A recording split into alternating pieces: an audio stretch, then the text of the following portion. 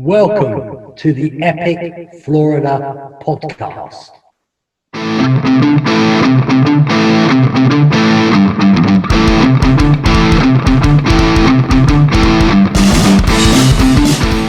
Hello everyone and welcome to another episode of the Epic Florida Podcast. We are back after just a week. Yes, you are very lucky people. We're going for a week by week episode this week. How many times did I just say week? Anyway, welcome to the show. I'm Simon, one of your hosts. I'm also here with a fantastic Phil. How you doing, buddy? You're right, mate. I'm just smiling because you got your intro correct. I'm so proud of you. I know. I'm getting better at this. So, guys, we're back within a week because there's a lot of things have happened in the last couple of days. So, straight away, we'll go over to Phil and Bully with the sports roundup because a certain team has got through in the MLS Cup, I believe. Yes, and before going any further, if this was the referee from the MLS game... Poor Bully. What have you done to him? That's what I would have done to the ref. And if people wonder what I'm on about, we're talking about Orlando City versus New York City in the MLS playoff game. First time Orlando's ever made the playoffs. It started off fast and thick with Orlando getting a penalty in the first few minutes, going 1-0 up. They couldn't hold the lead for long, went 1-1. Straight away, we were talking 2 minutes. It was a good game, end to end. And then an Orlando player lost his head. He's on a yellow card and he decides to kick out on the player. Second yellow towards the end of the game. You know what? Well, not towards the end, was it? No, not really. But anyway, he got sent off and they had to play the rest of the second half without him and extra time. They got through all that. And then we get to the point I want to rant about. Penalty shootouts. Here we go then. Well, we'll pass you back over again because it sounds like it really got to you a little bit, this one, because you watched it. I was watching the commentary on my phone because I was watching something downstairs. Fairness, to tell people I had a split screen on my TV, I had the Man City Tottenham game on and the Orlando game. But I had the Orlando volume on, what made it more amazing. Anyway, we're at penalties. So we've got to the point, was to tell you, Orlando literally have scored all their penalties. Man City, New York City, whatever you really want to call them because they're owned by the same person, they've missed one. Orlando City, we're down to the last two penalties for New York City. If they miss either one of them, they've lost. Well, the keeper goes and makes a save for Orlando City. Quality save, we're all thinking. We're all celebrating. The coach of Orlando City sprinting to the duck down the changing rooms and that, thinking he's won. Yeah. Well, this is where it all goes mental. VAR gets involved. The keeper has come off. He's like, yes, he has, probably. I think, by the way, that rule's harsh. And if anybody wants to know what I think about that rule, get on Ram Football Podcast UK. That podcast will be out soon about that one. But that's a cheap plug.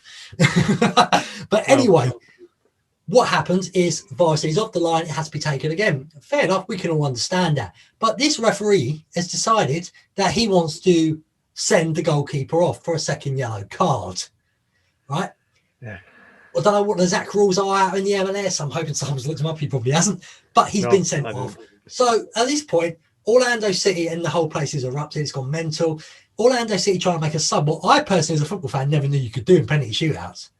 No. Orlando City. I've never known. As far as I know, when the final whistle's blown and it's penalty shootout, that's it. Subs are stopped.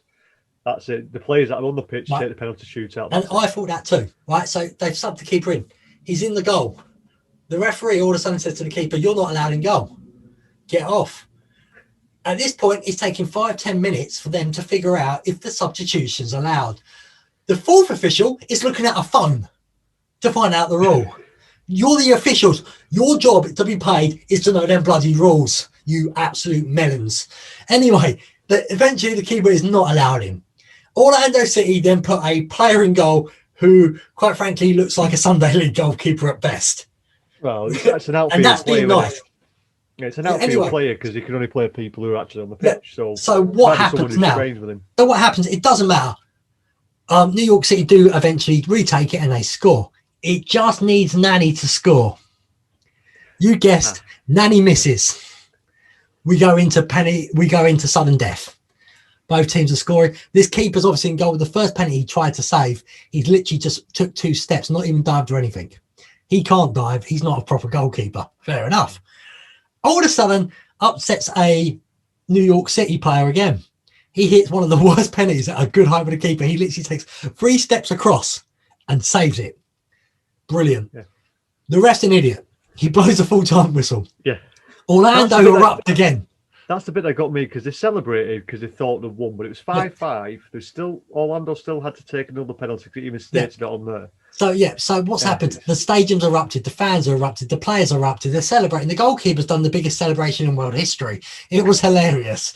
I'm sitting at home shouting at the TV going, they've still got another penalty. Eventually, they figure this out. Yeah. Thank God Orlando scores this penalty and goes through. They're now in the semi-finals of the tournament.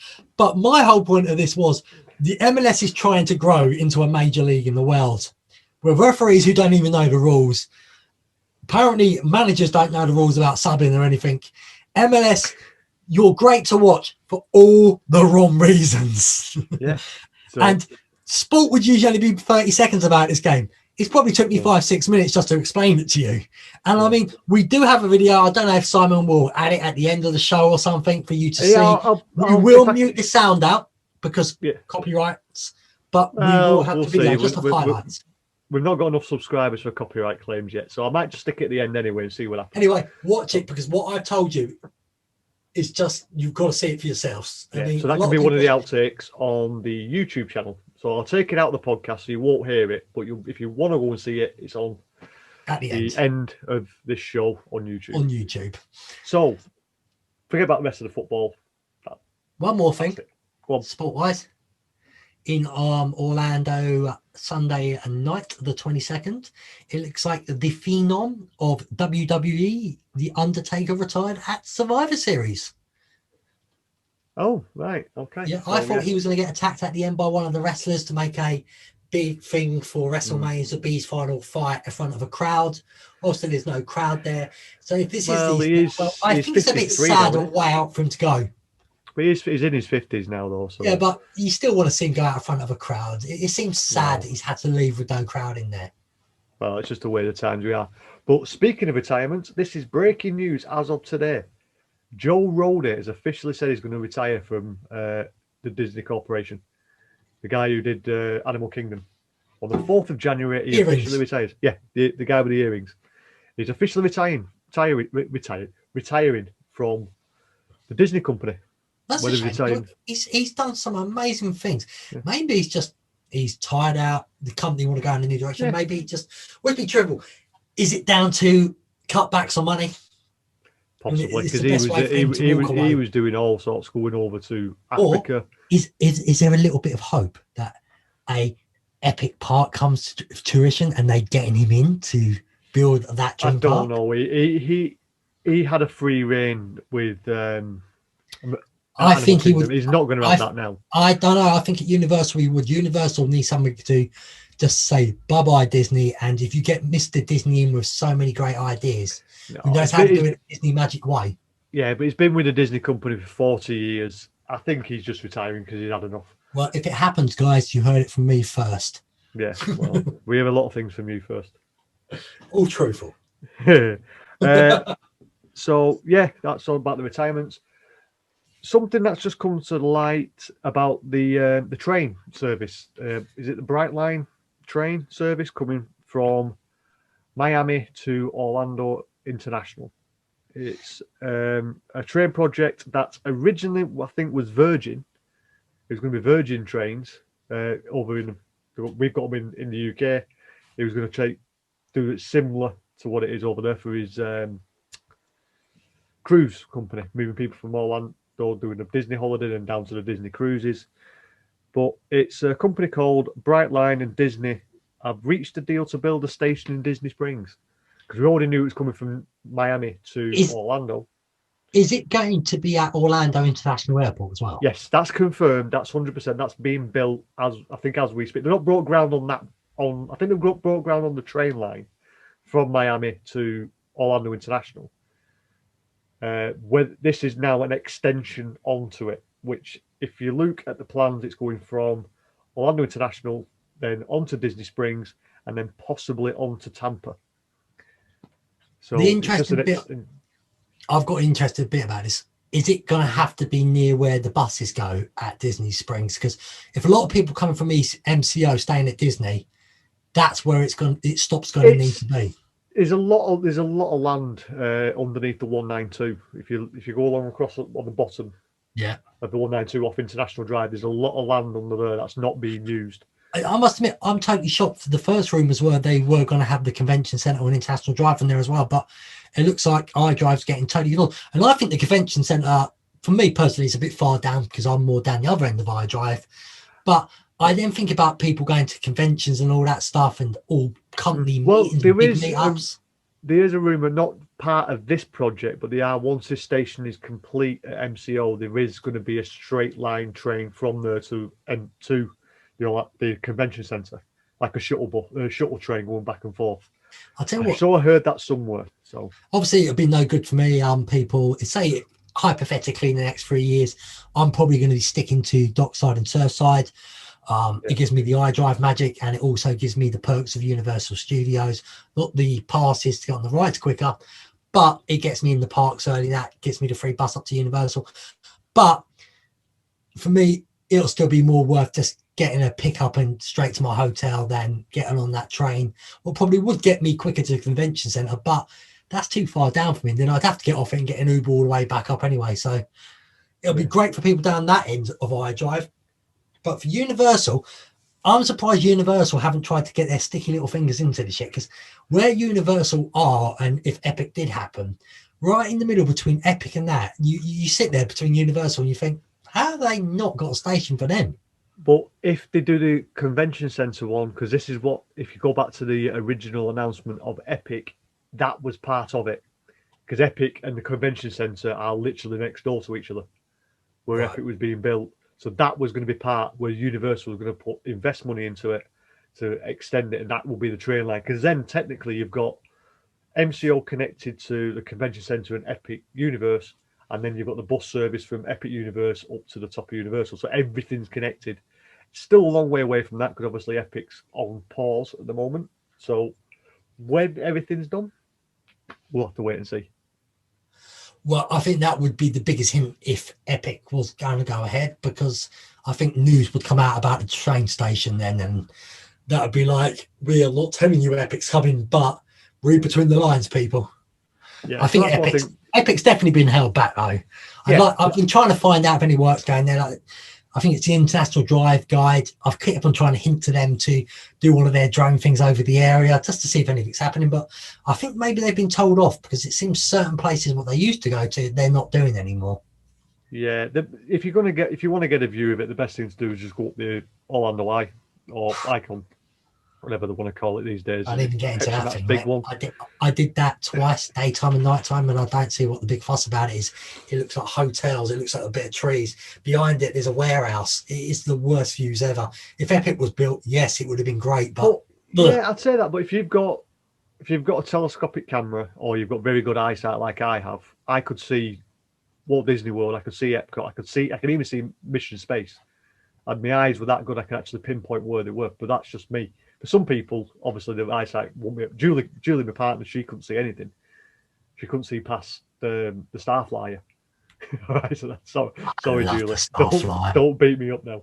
I love the Starflyer. Yeah, well, I've still not been on that, so hopefully next year I'll get that sorted.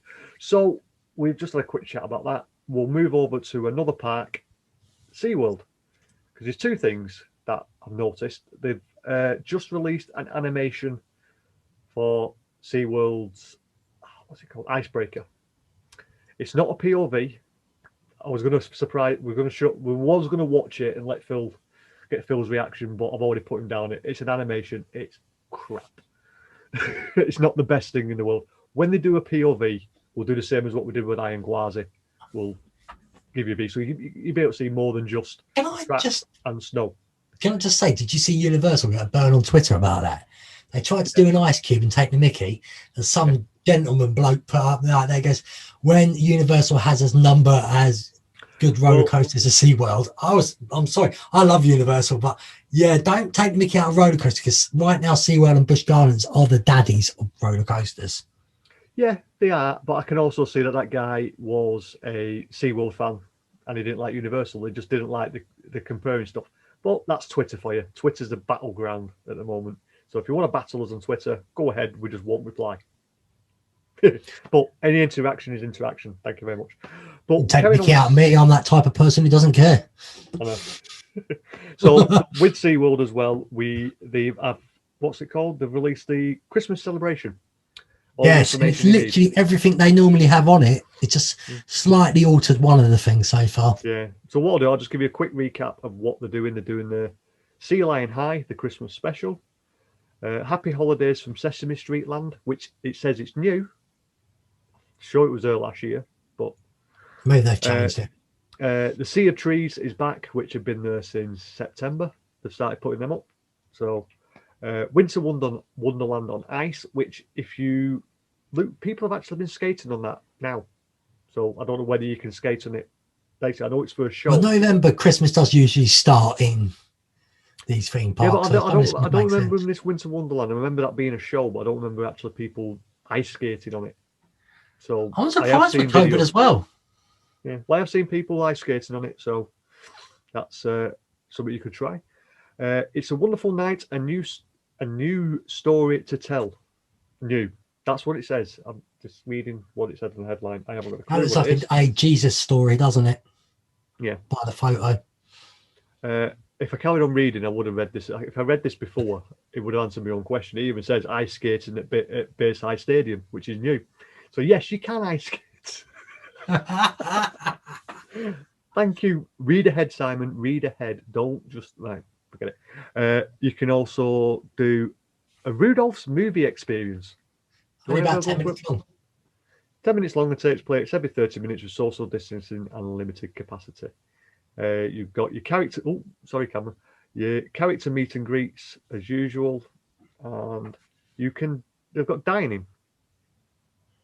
SeaWorld's always done that. You watch a show, you usually have a meal, don't you?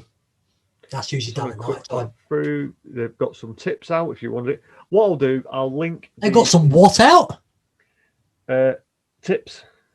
Tips. You've got really bad hearing, you haven't you? I said tips. No, I think you're saying something else, mate. No, I said tips. Watch You back, said what? Rewind. I did say tips. Might be my accent that's making it sound a bit weird, but yeah. What I'll do, I'll link the article from undercovertourist.com. Not sponsored, but they are a good source, so we'll give them a shout out. Also a great place if you want single day tickets as well, if you're out there and you're not from America. So if we'll link them in the description below and in the show notes. So give it a ring, give it a watch, read, whatever. Well, I didn't cock the intro up, so I had to cock something up, didn't I? So, can you think of anything else that's going on? I know there's more Disney stuff, but it's gone from my head. I know I've seen stuff. I've seen loads of. I've seen all the Christmas foods out of Disney now and Hollywood Studios. Yeah, well, the Disney stuff is relatively the same every year. It just had a few little different bits and that. Same with Universal, to be truthful. I don't think we said the last show, did we? That from January the 1st. Can you remember what my little hint is here? January the 1st, Disney. Oh, yeah, it's you can now park hop. I'm doing air quotes, people. Hop, because you can go to another place after 2 o'clock. So whatever park you've got a reservation for, example, if you're at Epcot, you can then go to any of the other 3 parks you like. But one caveat, if you want to go to Hollywood Studios, you will not, and I repeat, you will not be able to book a reservation for Rise of Resistance if you're not in the park. Unless you have a reservation for that day, you cannot. If it's even working. Yeah, well, if it's even working, but it's worse than Hagrid's. Yeah, but if you are in Hollywood Studios and you get your early booking boarding group and you get everything done in Hollywood Studios, head yourself over to Epcot and have a splendid afternoon over there. That's and if you've done the Star Wars ride before and you're not too worried about it, my personal opinion, park hopping, start at Animal Kingdom because it's a half-day park. And then you can choose the other better parts for the rest of the day. I know a lot of people say half-day park with Animal Kingdom, but it depends on what you want out of that park. If you want to go and do all the rides, yeah, it's half a day. If you want to go and enjoy it as a zoo, it's a half a day. If you want to do both, it's a full day. So take it as what you want to do with Animal Kingdom. Half a day. I don't think we've got anything else. There's nothing else, mate, as far as I know. It's guaranteed as soon as we release this, every breaking news. Yeah, but it always is. That's probably why we're doing another with this in another week. We'll probably do another one next week. What about the news of the gentleman with his pet doggy? Yes, I was going to come to that because I was going to go the crazy news. A gentleman was walking his dog at the side of a known lake or river. 3-month-old puppy.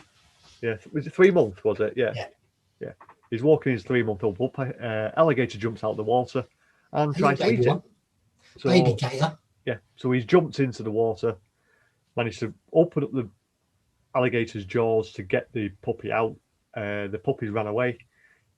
I believe the puppy's got a puncture to its stomach, but it's fine but now. it's recovered apparently. It's done well. And he's got damages to his hands. He's hurt his fingers, which I'm not Yeah, surprised but if see, he's I was trying to thinking get an about alligator's this. mouth open. I thought, as a dog owner, I'd probably do the same. But then the thought comes to my head. Just because that was a baby gator you saw your dog get taken from, how did you know mummy and daddy weren't in that water? Well, to be honest, if you know anything, most alligators are not very social. They do if they're in areas, but they're not like family members. Once they break off, they break off. They're very solitary animals. I So that's do why you never hope see he one or got a two. professional out to get that gator taken out of the lake, so I moved to a more natural, safer area, because bigger it gets, the more risky it gets. Yeah, but like he went. They said in the interview, they actually went and said that they knew that the alligators were in there. But why not? Why did you walk your dog outside of it then, knowing that there's alligators in that? And the dog Keep was your off dogs away from water. It was off its lead as well. Yeah. So put it on a lead, and 2, just keep it away from the water. Me personally, if I ever moved out there, my dog walks wouldn't be nowhere near lakes or bushes. I want to be in a big field where I can see everything. And if it's not, I'm walking down the road. So a little bit of crazy news, a little bit of an update for you guys. Anyway, guys, thank you for listening. Thank you for watching. If you could do us a massive favour, like, subscribe, and comment down below. If you're listening to this, give us a 5-star review on Apple Podcasts, Google Podcasts, Amazon, any platform you're listening to. Give us a 5-star rating or review or subscription. That would be fantastic. And everything else with the YouTube, like, subscribe, comment. I've just said that, but we'll say it again. So thank you for joining me, Phil. Pleasure. I was waiting for you to say something then. So that's it, guys. And we will see you possibly next week. Maybe. Don't know. We'll see. Anyway, we'll catch you in a bit, guys. Bye.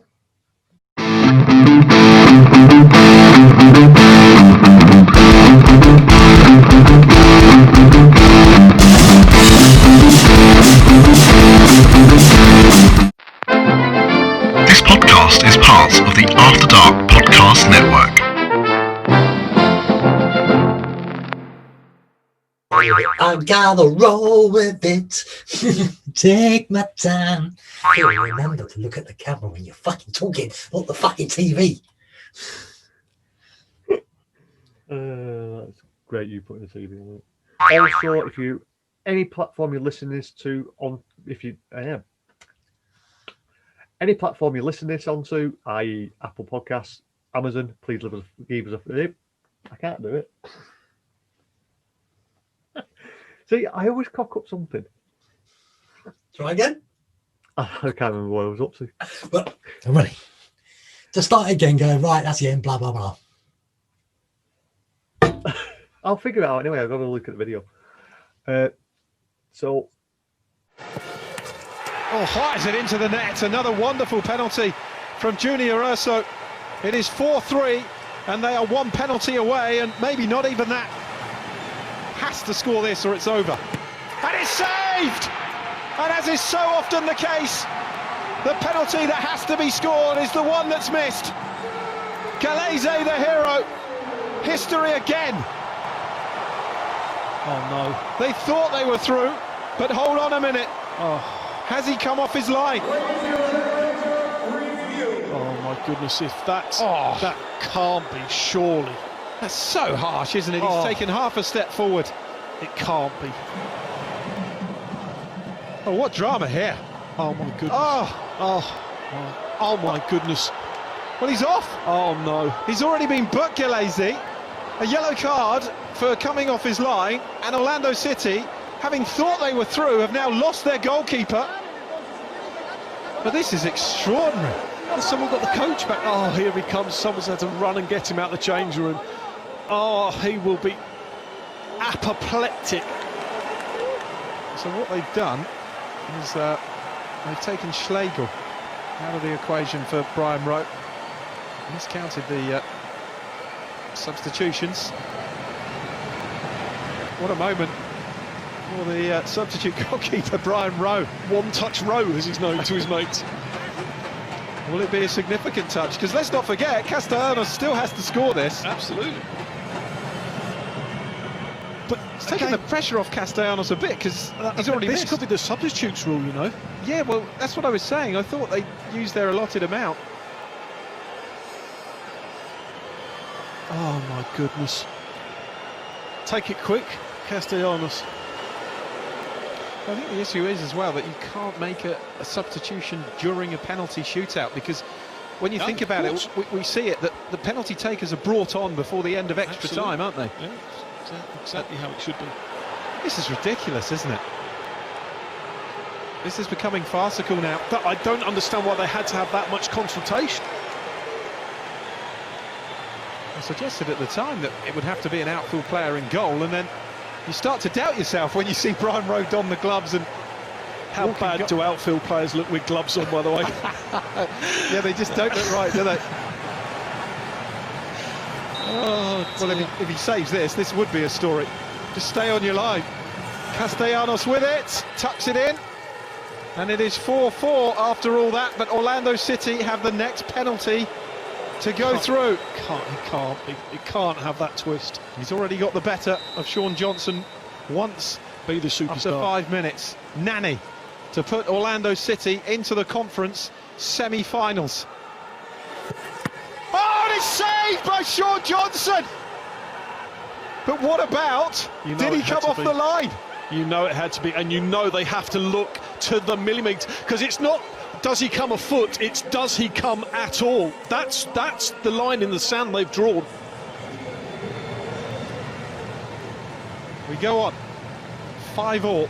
It's the Icelandic international Gudmundur Thorarinsen. Saved by Schlegel! Can you believe it?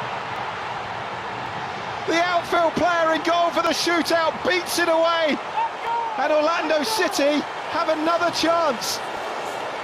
Yeah, he thought they'd won it, but there's another penalty to go yet. Orlando have to score theirs, because New York City took the first one.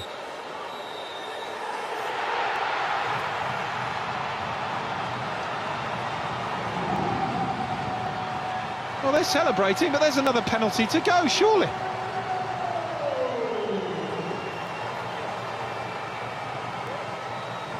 Well, I make it 5-5.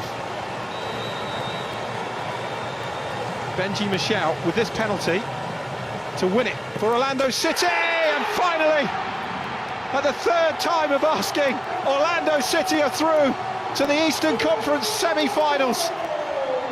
They have beaten New York City here 6-5 on a penalty shootout that will be remembered for all the wrong reasons and for the ages.